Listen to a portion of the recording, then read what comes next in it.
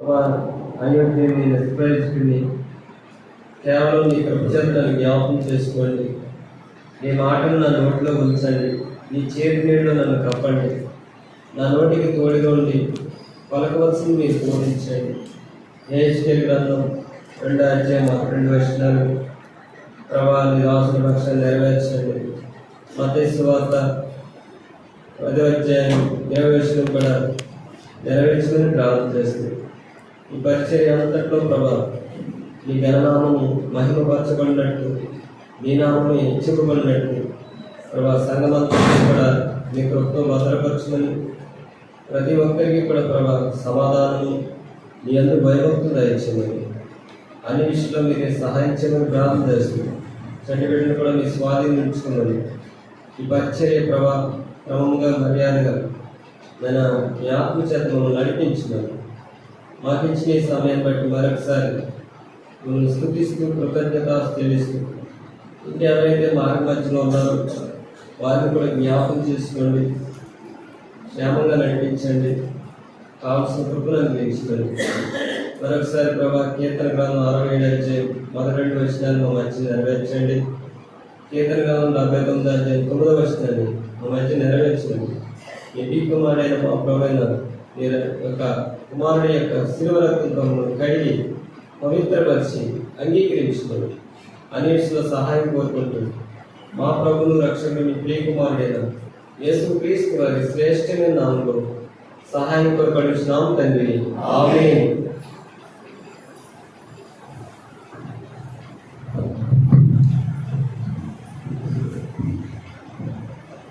పరిశుద్ధ గ్రంథం నుంచి దేవుని వాక్యం చదువుకుందాం. హోషేయ గ్రంథం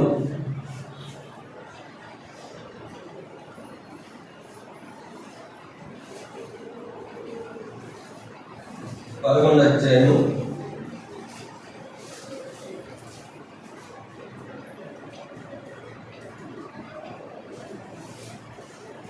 9వ వచనం. నా ఉగ్రతాగ్నిని బట్టి నాకు కలిగిన యోచనను నేను నెరవేర్చను. నేను మరలా ఎఫ్రాయిమును లయపరచను.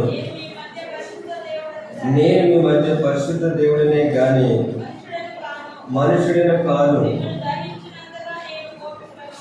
మిమ్మల్ని దహించినంతగా నేను కోపించను. చాలండి. మనం ఆరాధించే దేవుడు, మన మధ్యనున్న దేవుడు ఎవరండి? పరిశుద్ధుడు. ఇక్కడ ఒక మాట రాయబడ్డది, నేను మీ మధ్యన పరిశుద్ధ దేవుడిని కానీ మనుషుడను కాదు. మనుషుడు కాదైనా ఆయన ఎవరండి? పరిశుద్ధ దేవుడు. ఆయనకు ఒక ప్రత్యేకత ఉంది. ఆయన పరిశుద్ధమైన దేవుడు. ఆయన ప్రేమాస్వరూపి. ప్రేమ ఏం చేస్తుందంటే చేరదీస్తుంది, ఆదరిస్తుంది, సమకూరుస్తుంది. కానీ పరిశుద్ధత ఏం చేస్తుందంటే ఒప్పుకోదు. పరిశుద్ధత ఏంటంటే ఒప్పుకోదు. ఏంటంటే ప్రేమ ఏమో చేరదీస్తుంది, పరిశుద్ధత ఏం చేస్తుందండి? పవిత్రంగా ఉంటుంది కదా పరిశుద్ధ. ఆయన పరిశుద్ధుడు, ఆయన ప్రేమాస్వరుడు. మనుషుల మధ్యన ఆయన ఎలా ఉన్నాడంటే పరిశుద్ధ దేవుడుగా ఉన్నాడు. మరి మనం ఆరాధించే దేవుడు ఆయన పరిశుద్ధమైన దేవుడు. మరి ఉదయకాల సమయంలో మనం ప్రభువుని ఆరాధించాలంటే ఆయన ఒక మాట అంటారు చూడండి. యెషయా గ్రంథం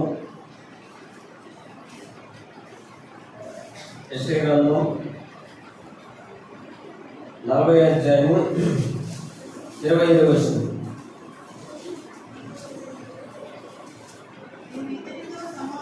నీ ఇతరులతో సమానుడవని మీరు నన్నెవరికి సాటి చేయరు. చూసారండి, ప్రభు ప్రశ్న వేస్తున్నాడు.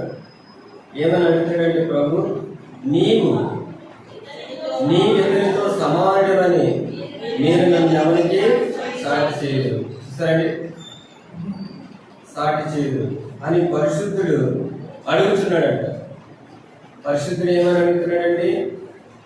నీ ఇతరులతో సమానుడమని మీరు నన్ను ఎవరికి సాటి చేయరు. సాటి చేయదు. అక్కడ ఒక మాట ఉంది, అదే అధ్యాయంలో 18వ వచనం, కావున మీరు ఎవరితో దేవుణ్ణి పోలిస్తారు. సరే, చాలా మంది ఏమంటారంటే అందరూ ఒకటే బ్రదర్ అంటారు. చాలా మంది తెలియక కొంతమంది అందరూ సమానమే, నాకు భేదం లేదండి, నేను ఎవరినైనా సరే నేను పూజిస్తా. కానీ దేవుని వాక్యం దేవుని గురించి ఏం చెప్తుందంటే, నేను ఇతరులతో సమానుడివని మీరు నన్ను ఎవరికి సాటి చేయరు అని పరిశుద్ధుడు అడుగుతున్నాడు. ఇక్కడ ఒక మాట ఉంది, కావున మీరు ఎవరితో దేవుణ్ణి పోల్చెదరు అంటే మానవుడు దేవుని పోల్చడానికి వేరే వ్యక్తితో ఆయనకి సాటి అయిన వారు ఒక్కరూ లేరు. కింద ఒక మాట, ఏ రూపమును ఆయనకి సాటి, పలానా రూపము దేవుడని ఒకవేళ ఏ రూపమును ఆయనకి సాటి చేయగలరు? ఎన్నో రూపాలు మానవుడు నిర్మించుకుంటున్నాడు. కానీ ప్రభు ఏం చెప్తున్నారంటే, ఏ రూపమును ఆయనకి దేవునికి సాటి చేయగలరు చెప్పండి. అందుకే మనం చదివిన హోషేయ గ్రంథంలో 11:9, నేను పరిశుద్ధ దేవుడిని.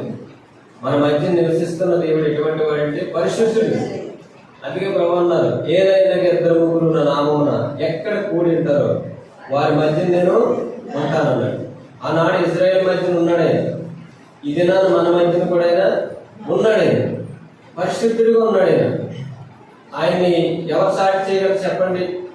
నువ్వు సమానము అని కలిపి ఎవరు చెప్పగలరు చెప్పండి?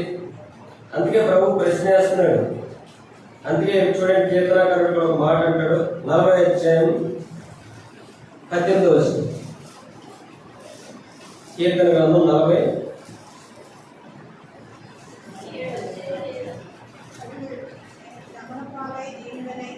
ఎంతక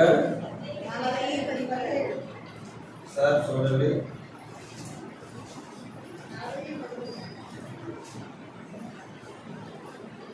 క్షమించండి, 40వ అధ్యాయము 5వ వచనం,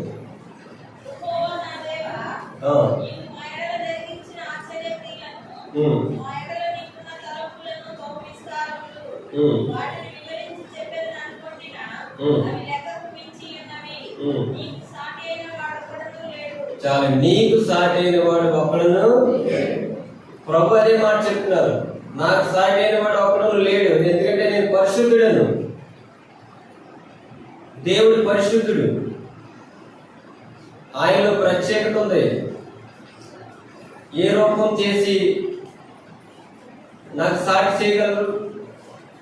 ఇక్కడ కూడా దావీదు భక్తుడు ఏమంటున్నాడంటే, యెహోవా నా దేవా, నువ్వు మా ఎడల జరిగించిన ఆశ్చర్యక్రియలను, మా ఎడల నీకున్న తలంపులను బహు విస్తారములంట, వాటిని వివరించి చెప్పేదని అనుకుంటున్నా, అవి లెక్కకు మించినవి, నీకు సాటి అయిన వాడు ఒక్కడును లేడు.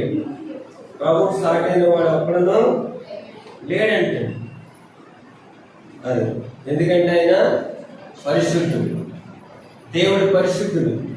అందుకే కీర్తనకారుడు ఒక మాట అంటారు చూడండి, 86వ అధ్యాయము 9వ వచనం, కీర్తన 86.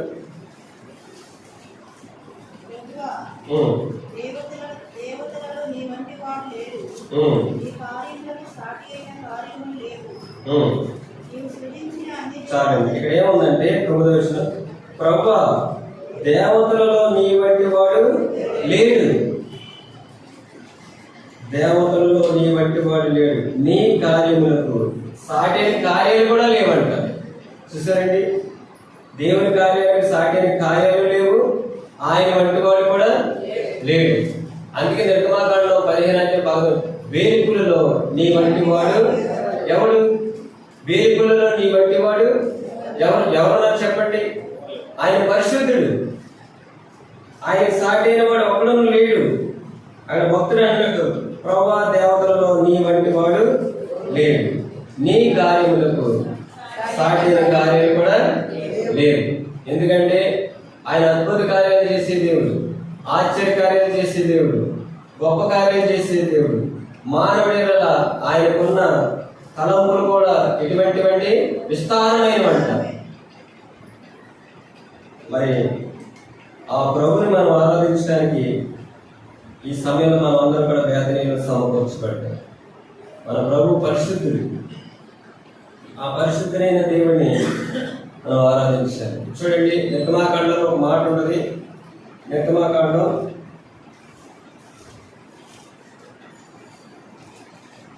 32:48 చదవండి. 32:4-8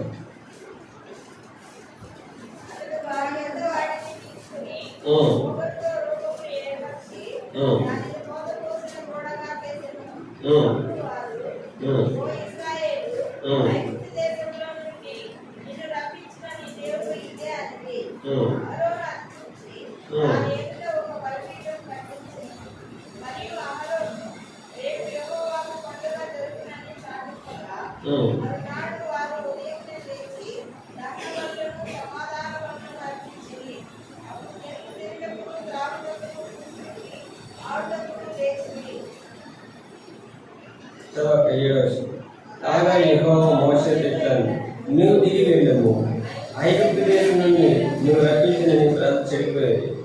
నేను వారికి నియమించిన త్రోవను త్వరగా తొలిపోయి తమ కొరకు కోత పూసిన తోడను చేసుకుని దానికి సాగిపడి బలి నడిపించి, ఓయి ఇశ్రాయేలు, ఐగుప్తు దేశం నుండి నిన్ను రప్పించింది నీ దేవుడు అనేది చెప్పు.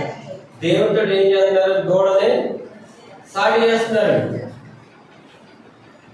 దేవుడేమో, అందుకే హోషేయ గ్రంథం 11 మనం చదివిన భాగంలో ఏముందంటే, నేను పరిశుద్ధ దేవుడును, ఆయన మనుషుల మధ్య నివసిస్తున్నాను ఆయన చెప్పాడు. కానీ ఇజ్రాయేల్ ఏం చేసుకున్నారంటే, ఐగుప్తు నుండి బయటకు వచ్చిన తర్వాత ఒక దూడను చేసుకున్నారు. ఆ దూడను చేసుకుని ఏమంటున్నారు? కింద మాట ఉంటుంది 8వ వచనంలో, ఓయి ఇశ్రాయేలు, ఐగుప్తు దేశం నుండి నేను రప్పించిన నీ దేవుడు ఇదే. వాళ్ళ రూపం చేసేసుకుని వాళ్ళ రూపానికి ఏం పెట్టారండి? దేవుడు అని పేరు పెట్టారు. అయితే యెషయా గ్రంథం 40:18 ఏముంది అక్కడ మనం చదివిన భాగంలో, ఏ రూపమును నాకు సాటి చేయదు. ఏ రూపము నాకు సాటి చేస్తారు? అసలు ఆయనకు రూపం ఉందా? దేవుడు ఆత్మ, దేవుడు పరిశుద్ధుడు, దేవుడు ప్రేమాస్వరూపి. అటువంటి దేవునికి ఇజ్రాయేల్ ఏం చేస్తున్నారంటే, ఆ బంగారం తీసుకుని ఆ బంగారంతో ఒక రూపం చేసుకుని ఏర్పాటు చేసుకుని ఆ దూడని దేవుడని సేవిస్తున్నారంట. చూసారండి? అందుకే ప్రభు అంటున్నారు, నేను మనుషుల మధ్య పరిశుద్ధ దేవుడే అన్నారు. మరి ఉదయకాల సమయంలో మన ప్రభు పరిశుద్ధుడు. నీలో ఆ పరిశుద్ధత లేకపోతే నువ్వు ప్రభుని ఆరాధించడం అది యథార్థమైన ఆరాధన కాదు. ఎందుకంటే ప్రభు పరిశుద్ధుడు. చూడండి, పిల్లలు ఏమన్నా ఆ రోడ్డు మీద తిరిగేటప్పుడు కానీ ఎక్కడికైనా వెళ్ళినప్పుడు లేకపోతే బయటకు వెళ్ళి వచ్చినప్పుడు వాళ్ళకి అంత దేహానికి ఏదైనా అంటుకున్నప్పుడు మనం ఏం చేస్తామండి? తొందరగా తీసుకుంటాము. పిల్లలంటే ఇష్టమే, కన్నపిల్లలే. కానీ వాళ్ళకి కలిగిన ఆ మలినమైంది, ఆ అపవిత్రమైంది చూసి మనం ఏమేమి చేస్తాం? దూరంగా ఉంటుంది. మరి నిన్ను సృజించిన దేవుడు ఆయన పరిశుద్ధుడు.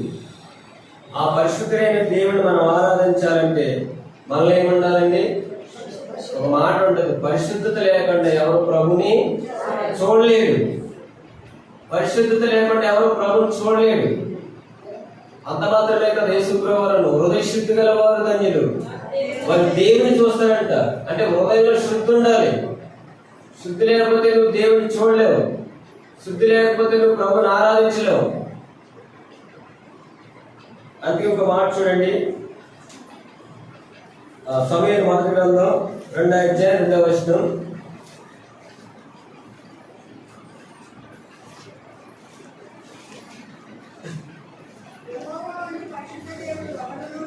చాలండి. అక్కడ అన్న ఏమంటుందండి?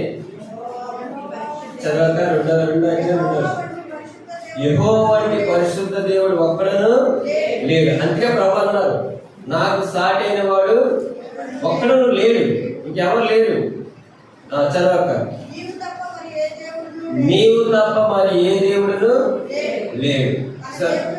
చాలండి. ఆయన పరిశుద్ధమైన దేవుడు. ఆ పరిశుద్ధ దేవుడిని మనం ఆరాధించాలంటే మనలో పరిశుద్ధత ఉండాలి. ఆ పరిశుద్ధత లేకుండా ఏదో అలవాటుగా ఆచారంగా వచ్చి ప్రభుని ఆరాధిస్తే అది ప్రభు అంగీకరించడు. ప్రభు దాన్ని ఎంత మాత్రం కూడా చెప్పండి ఇష్టపడ్డు. అందుకే రాజుల మొదటి గ్రంథం 18వ అధ్యాయంలో చూడండి 19-21 వచనాలు. రాజుల మొదటి గ్రంథం 18వ అధ్యాయం చదవండి. 18వ అధ్యాయము రాజుల మొదటి గ్రంథం 18వ అధ్యాయం 19-21 వచనాలు.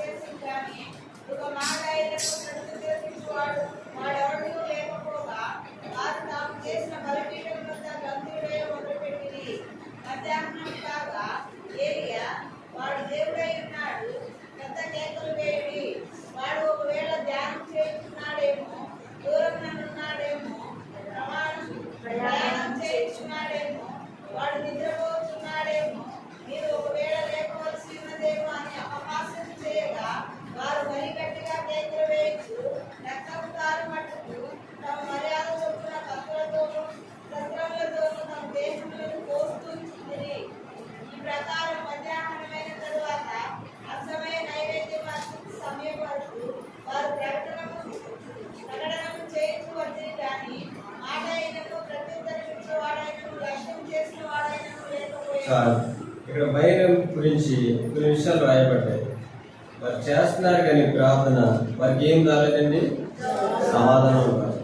వారు పోసేసుకుంటున్నారు కానీ ఏ మాత్రం కూడా అక్కడ ప్రయోజనం ఉంటుంది. అయితే ఏం చేశాడంటే చూడండి, పక్కన ఉంటుంది ఒక మాట చూడడం, చిన్న ప్రార్థన చేసాడు ఆయన. ఏమేం చేశాడంటే ఇక్కడ ఒక మాట ఉంటుంది చూడండి, 36వ వచనం.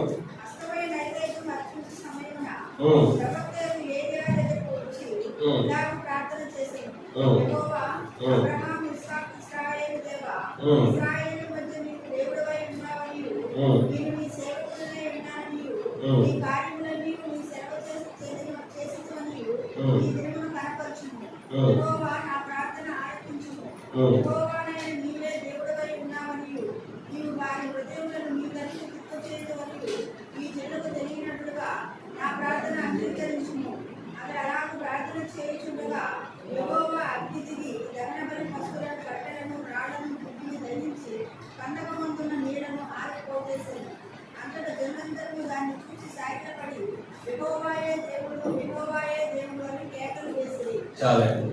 ఏలైనా దేవుడికి ప్రార్థన చేస్తున్నాడు. వెంటనే దేవుడు ఏం చేశాడండి? ప్రార్థన ఆరంభించాడు.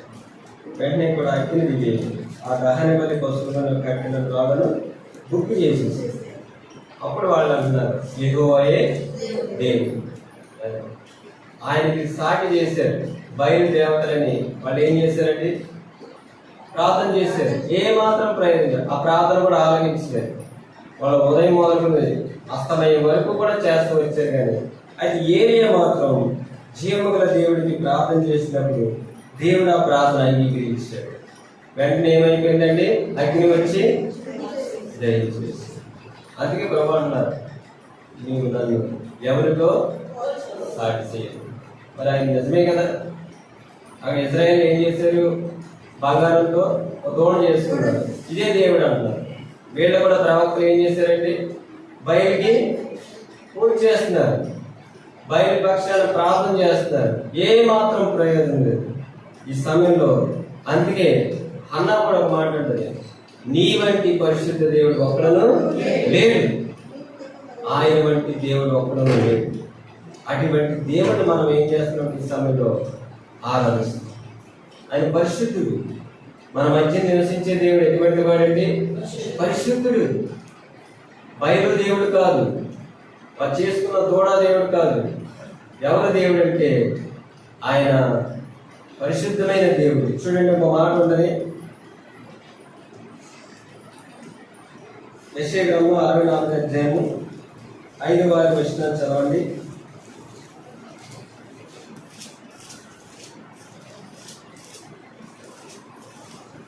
ఈ మార్గములను బట్టి నిన్ను జ్ఞాపకము చేసుకొనుచు సంతోషముగా నీతిని అనుసరించు వారిని నీవు దర్శించుచున్నావు. చిత్తగించుము, నీవు కోపపడితివి, మేము పాపులమైతివి, బహుకాలము నుండి పాపములలో పడి ఉన్నాము, రక్షణ మాకు కలుగునా, మేమందరము అపవిత్ర వంటి వారమైతివి, మా నీతి క్రియలన్నీ మురికి గుడ్డల వలె ఆయను. వాళ్ళు ఏమంటారండి? ఇజ్రాయేలు, చిత్తగించుము, నీవు కోపడితివి, మేము పాపలమైతివి, బహుకాలము నుండి పాపంలో పడి ఉన్నాము. ఇంకో మాట ఉందా? రక్షణ మాకు కలుగున, మేమందరము ఏమైపోయారండి? అపవిత్రులైపోయారు. మరి పాపం చేసిన వ్యక్తి అపవిత్రుడైనప్పుడు పరిశుద్ధ దేవుడిని ఎలా ఆరాధిస్తాడు చెప్పండి? ఆనాడు ఇజ్రాయేలే మేమందరం అపవిత్రులు వంటి వారమైతే మీరు వాళ్ళు చెప్తున్నారు. మరి అన్య జనాంగం మనం దేవుడిని ఎరగని వారు, దేవుడు ఎవరో తెలియదు మనకి. ఈ లోకంలో మనం ఎటువంటి వారండి? ఎఫెసీయులకు రాసిన పత్రిక ఉంటుంది, చూడండి. ఎఫెసీయులకు రాసిన పత్రిక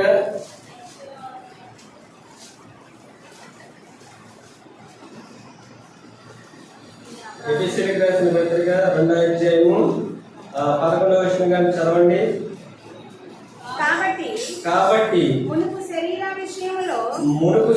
విషయములో అన్యజనులై ఉండి శరీరమందు చేతితో చేయబడిన సున్నతి గలవారు అనబడిన వారి చేత సున్నతి లేని వారు బడిన మీరు ఆ కాలమందు ఇశ్రాయేలుతో సహపౌరులు కాక పరదేశులను, వాగ్దాన నిబంధనలు లేని పరజనులను, నిరీక్షణ లేని వారును, లోకమందు దేవుడు లేని వారినై ఉండి క్రీస్తుకు దూరస్తులై ఉంటిరని మీరు జ్ఞాపకము చేసుకొని.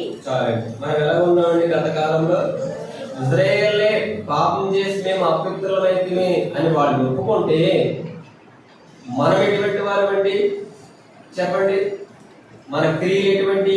వాళ్ళ క్రియలు ఏమన్నారు? మా క్రియలని మురుగు గుట్టలు అన్నారండి. మరి నా జీవితం ఎటువంటిదని చెప్పండి?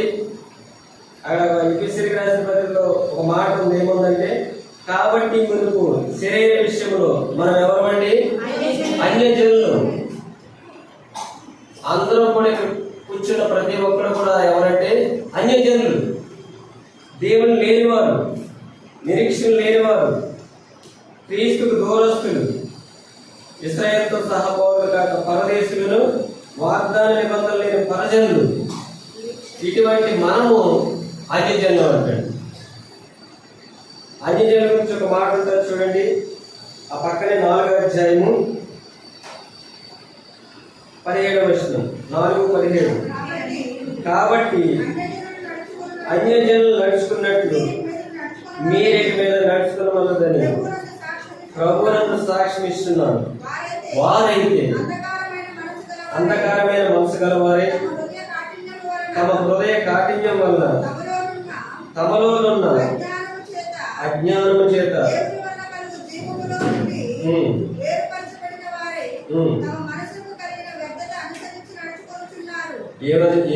ఎటువంటి వారంటే చెప్పండి, చూడండి 18.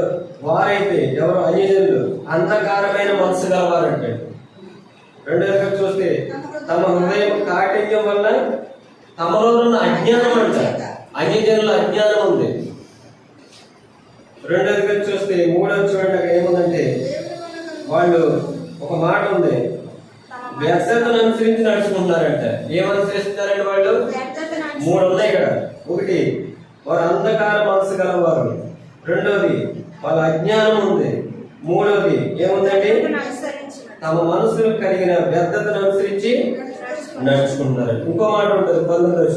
వారు సిగ్గు లేని వారై ఉండి నానా విధమైన అపవిత్రతను అత్యాశతో జరిగించు తమ్మును తామే కామతత్వములకు అప్పుడు అన్యజనులైన మనము ఇటువంటి వారము.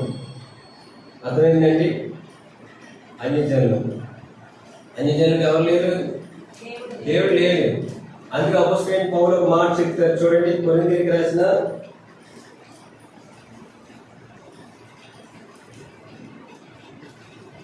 మొదటి పత్రిక 12వ అధ్యాయము 2వ వచనం.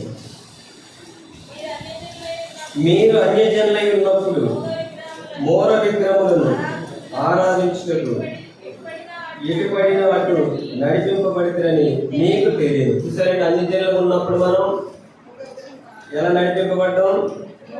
మూల విగ్రహాలను ఆరాధించు. అన్యజనుల గురించి సిగ్గు లేని వారని ఉంది, వ్యర్థతను అనుసరిస్తున్నారని ఉంది, అజ్ఞానం ఉంది. ఏ మనసు అండి? అంధకారమైన మనసు. వారు దేవుని లేని వారట. మరి నీవు నేను అపవిత్రులు కాదా? చెప్పండి. రోమా 3:23 ప్రకారం ఏ భేదం లేదు, అందరూ పాపం చేసి దేవుని అనిపించు. మరి ఆనాడు ఇశ్రాయేలే మేము పాపంలో పడి ఉన్నాము, మేమందరం ఏమైపోయాం? అపవిత్రులు అయిపోయాం. మరి అపవిత్రుడైన మానవుడు దేవుడిని ఎలా ఆరాధిస్తాడు చెప్పండి? దేవుని దగ్గరికి ఎలా వెళ్ళగలడు చెప్పండి? దేవుడేమో పరిశుద్ధుడు. యెషయా గ్రంథంలో రాయబడ్డది, ఆయన పరిశుద్ధుడు పరిశుద్ధుడు పరిశుద్ధుడని ఆయన దూతలతో ఆరాధింపబడుతున్న దేవుడు. ఆయన పరిశుద్ధుడు. మరి ఆ పరిశుద్ధుడైన దేవుడిని మానవుడు ఎలా ఆరాధించగలడు? అందుకే ప్రభువైన యేసుక్రీస్తు వారు ఈ లోకానికి దిగి వచ్చారు. మనం ఏం చేయడానికండి చెప్పండి? చూడండి, ఒక మాట ఉంటుంది కొరింథీయులకు రాసిన మొదటి పత్రిక 1వ అధ్యాయము 2వ వచనం. కొరింథీయులో ఉన్న దేవుని సంఘములకు అనగా క్రీస్తు యేసునందు పరిశుద్ధపరచబడిన వారై. క్రీస్తు యేసునందు ఏమైపోయారండి? ఒకప్పుడు అపవిత్రులు, అజ్ఞానులు, ఏమండి సిగ్గు లేని వారు, ఇంకేమన్నా నిరీక్షణ లేని వారు, దేవుడు లేని వారు. అటువంటి అంధకారమైన మనసు గల మనల్ని దేవుడు పరిశుద్ధపరచబడటానికి ఆయన ఈ లోకానికి దిగి వచ్చింది. అందుకే యేసు ప్రభువు వారి గురించి ఒక మాట ఉంటుంది. లోకాసు వార్త చూడండి, లోకాసు వార్త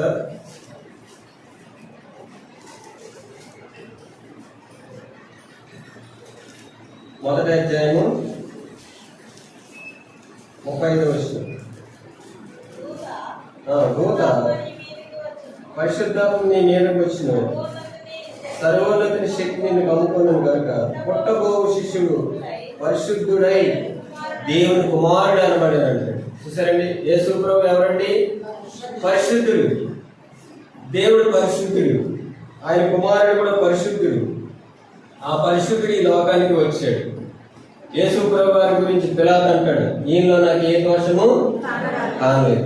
పిలాతు భార్య కూడా ఉంటది, ఆ నీతిమంతుల జోలికి నీవు పోవద్దు. 30 వెండి నాణేలు కమ్మివేసిన యోధా కూడా ఒక మాట అంటాడు, ఆ నిరపరాధి రక్తం నేను ఏమంటాడండి అప్పగించానంట. నిరపరాధి అంటే నీకు మంత్రుడు, నీతి మంత్రుడు అంటే పాపం చేయకూడదు, నీకు మంత్రుడు అంటే పరిశుద్ధుడు. ఆ పరిశుద్ధుడు మన కొరకు ఏం చేయబడ్డాడండి చెప్పండి, ఆయన పరిశుద్ధుడు. అందుకే ప్రభు కూడా యోహాను సువార్త నాలో పాపమందునని మీరు ఎవరు స్థాపిస్తారు చెప్పండి. మన దేవుడు పరిశుద్ధుడు. అందుకే గత దినాల్లో కూడా ఒక మాట చూడండి, ప్రజల్లో జ్ఞాపం చేసిన మాట నిర్గమాకాండంలోనే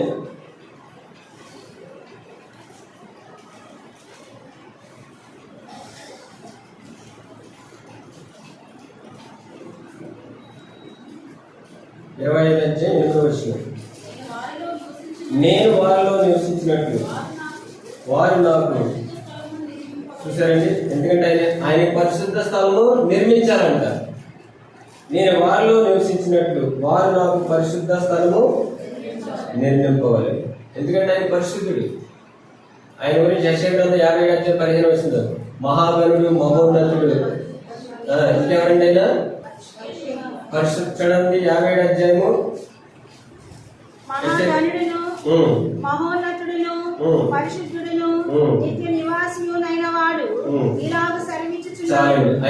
ఆయన చెప్తున్నారు, మహాగణుణ్ణి మహోన్నతుణ్ణి పరిశుద్ధుడిని సరే నిత్య నివాసి ఉన్నవాడు ఇలాగా నేను మహోన్నతమైన పరిశుద్ధ స్థలములలో నివసించే దేవుడు. ఆయన ఎక్కడ నివసిస్తాడండి? పరిశుద్ధ స్థలంలో నివసిస్తాడు. ఒకవేళ నీలో నాలో పాపం ఉంటే ఆయన ఉండడు. ఎందుకంటే మనం పాపులు, అపవిత్రులు, అంధకార మనసు కలిగిన వారు, అజ్ఞానం కలిగిన వారు, వ్యర్థతను అనుసరించేవారు.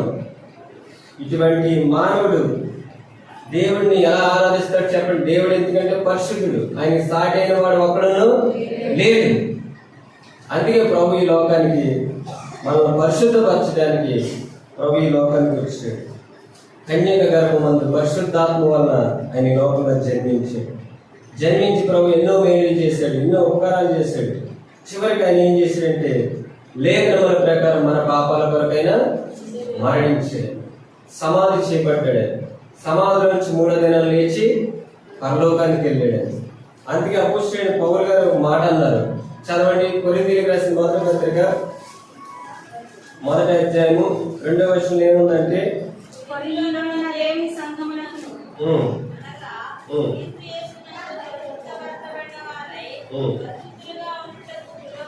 క్రీస్తు యేసునందు మనల్ని ఏం చేసాడండి? ఆయన పరిశుద్ధపరిచాడు. ఒకప్పుడు అపవిత్రులు, ఇప్పుడు మనం ఏమై ఉన్నామంటే పరిశుద్ధపరచబడిన తర్వాత పరిశుద్ధులమయ్యాం. ఒకప్పుడు పాపులు, పాపం చేసాం, అపవిత్రులు. అటువంటి మనల్ని ప్రభు ఏం చేశాడండి? క్రీస్తు యేసునందు పరిశుద్ధపరిచాడు. పరిశుద్ధులుగా ఉండడానికి ఆయన పిలిచాడు.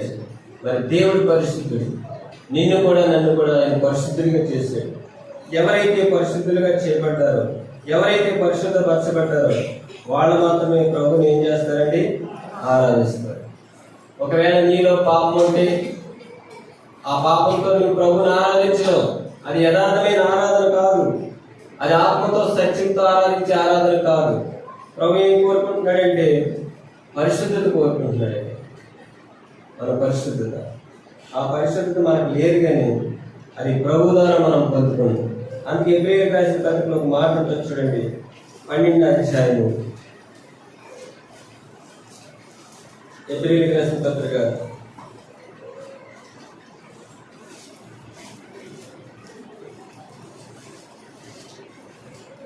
14వ వచనం చదవండి. అందరితో సమాధానమును పరిశుద్ధతయు కలిగి ఉండుటకు ప్రయత్నించుడి. పరిశుద్ధత లేకుండా ఎవడును ప్రభువును చూడడు. చాలండి. పరిశుద్ధత లేకుండా ఎవడును చూడలేడు ప్రభువుని. అది మన మనుషులు చూడాలంటే ఒకవేళ మనకన్నా ఒక గుర్తింపు, పేరు, విలువన్న వ్యక్తి దగ్గరికి వెళ్ళాలంటే మనం ఏం చేస్తామండి?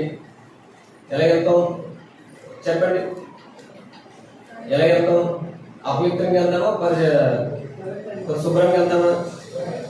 కొద్దిగా వాళ్ళకి తగినట్టుగా, వాళ్ళ అధికారులకు తగినట్టుగా, మనం నీట్గా వాళ్ళకి తగినట్టుగా వెళ్తాం. మరి మన దేవుడు పరిశుద్ధుడు. పరిశుద్ధత లేకుండా నువ్వు ప్రభుని ఎలా ఆరాధిస్తావు చెప్పండి? అందుకే అక్కడ ఇబ్రాహిం రాసిన 13:12 చదవండి. కావున యేసు కూడా తన స్వరక్తం చేత ప్రజలను పరిశుద్ధపరచుటకి గర్వనీయంత శ్రమ పొందాడండి.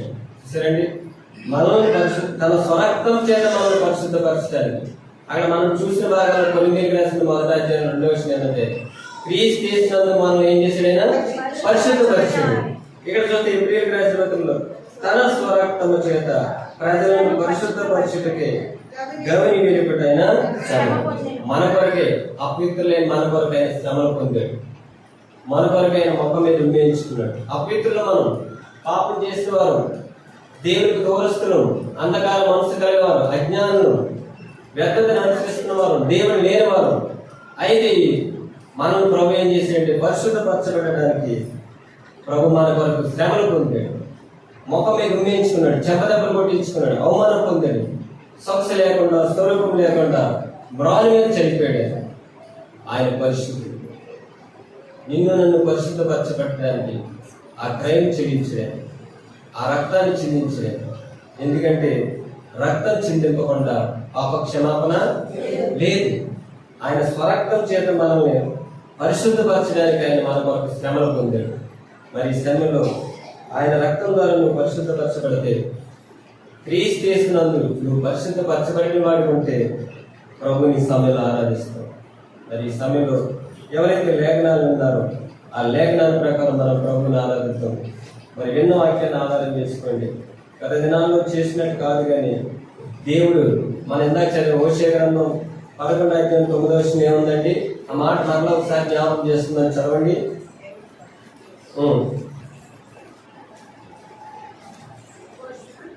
హోషేయ 11:9.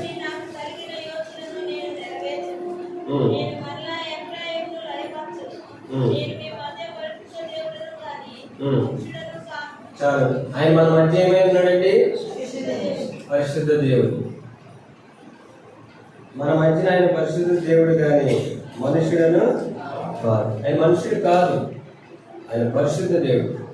అయితే పరిశుద్ధుడి దేవుడు ఈ లోకానికి ఎందుకు వచ్చాడంటే మనం పరిశుద్ధపరచడానికి, మన పాపాలు తీసుకెళ్ళాడు. ఆయన నరుడికి ఈ లోకానికి వచ్చాడు. మరి నీతిమంతుడు అక్కడ లేడు, పాపం చేయనివాడు అక్కడ లేడు. మరి మనల్ని ఎవరు పరిశుద్ధపరుస్తారు చెప్పండి? మనుషులు చేయలేదు, కానీ దేవుడు చేసేది. మరి ఈ సమయంలో మనం ప్రభుని ఆరాధిద్దాం. ఆయన కోరుకున్న విధంగా, ప్రభువా నేను కూడా అపవిత్రుడిని, పాపం చేసిన వాడిని, నేను అంధకార మనసు గలవాడిని, వ్యర్థతను అనుసరించేవాడిని, నిరీక్షణ లేదు, అంత మాత్రమే కాదు దేవుని లేని నాకు, మీరు నన్ను పరిశుద్ధపరచడానికి ఈ లోకానికి ఆయన వచ్చాడు. మరి సమయంలో ఎన్నో వాక్యాన్ని ఆధారం చేసుకుని ప్రభుని ఆరాధిద్దాం.